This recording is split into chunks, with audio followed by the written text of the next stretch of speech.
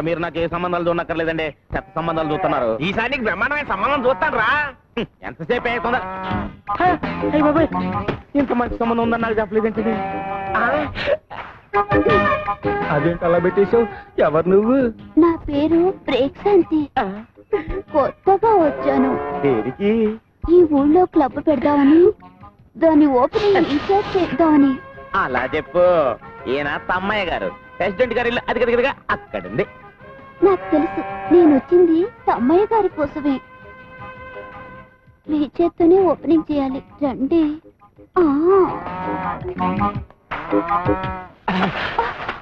Opening అంటే ఏం చేయాలి? రిబ్బన్ కట్ చేయాలి. ఇంకా నయం, జాకెట్ కట్ చేయమన్నావు కాదు. నాకు అలాంటి టైలరింగ్ పనులు రావు. అదేమంత పెద్ద పని కాదండి, ఇది కత్తెరనుకోండి.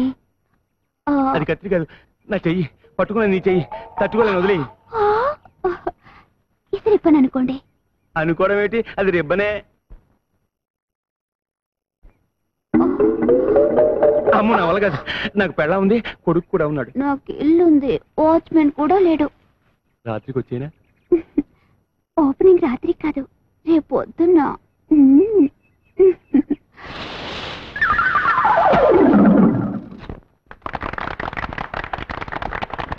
ఇదేనన్నమాట గబ్బు.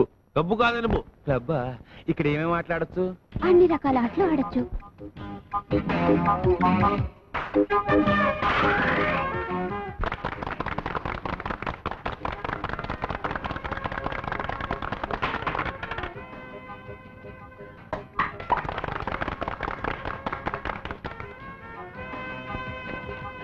అమ్మో పేకాట.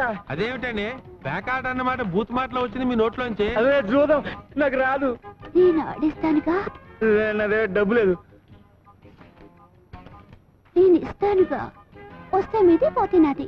మీ గొప్పతనం నాకు తెలుసుగా. పోయిందా? నాకు తెలుసు.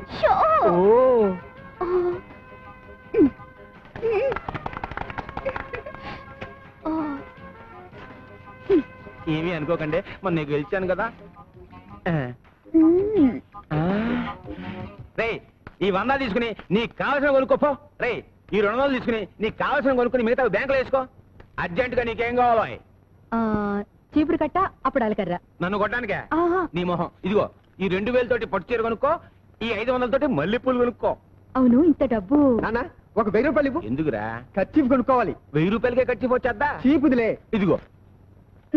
అసలు ఇంత డబ్బు ఎక్కడి నుంచి వచ్చిందండి? ఇవాళే కదే మన చేతికున్న పవర్ తెలిసింది. కొంపతీసి బస్ స్టాండ్ జేబులు కొట్టావా? చిచి, పాపిష్టి సొమ్ము. ముందు ఇలాంటి పనులు మానేయండి, మీ అన్నయ్య గారికి తెలిస్తే కోపడతారు.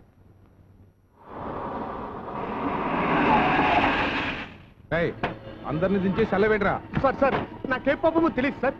నిజం సార్, వ్యభిచారం మీద జస్ట్ బుక్ రాద్దామని వెళ్ళాను సార్. సెల్ల గుర్తు రాసుకో. ఇదిగో ఎరువుల కంపెనీ, నీ అమెరికా వాళ్ళని వ్యభిచారం కేసు కింద లోపలికి తోసేశారు. నేను ఎంత చెప్పినా వినిపించుకోవడం లేదు. త్వరగా వచ్చి విడిపించుకో. పేపర్ వాళ్ళకి తెలిసిందనుకో, నీ పరువు మొత్తం పోతుంది. ఫోన్ ఇన్స్పెక్టర్కి ఇవ్వు. మాట్లాడండి సార్. హలో, నేను ప్రతిభాదేవి మాట్లాడుతున్నాను. నమస్కారం మేడం. అలాగే అలాగే, వెంటనే పంపించేస్తాను. మా వాడిని బయట పంపించడమే కాదు, ఫోన్ చేసిన వాడిని చిత్తకొట్టి లోపల పెట్టండి.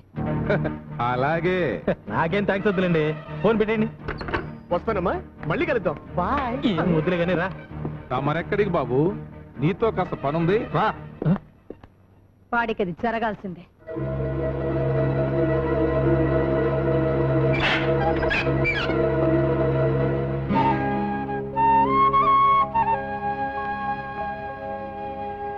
మనలో మనకు సారి చెప్పుకోవడం ఏటమ్మా? నిశ్చితార్థానికి అమ్మాయి లేకపోతే పెళ్లికుంటే చాలు. ఎవరు పెళ్లి? ప్రియా, నీకు సహాయం చేయడానికి వచ్చిన మనిషిని లాకప్ లో పెట్టిస్తావా? నువ్వు మనిషివేనా? వెళ్ళు వెళ్ళు. ఏమనుకోకండి, అమ్మ ఏదో తెలియక మాట్లాడింది. ఏమిటి నీ పొగరు? నాకు ఇష్టం లేని పెళ్లి నేను ఎందుకు చేసుకోవాలి? నేను చెప్తున్నాను కాబట్టి. నువ్వు చావమని చెప్తే చచ్చిపోవాలా?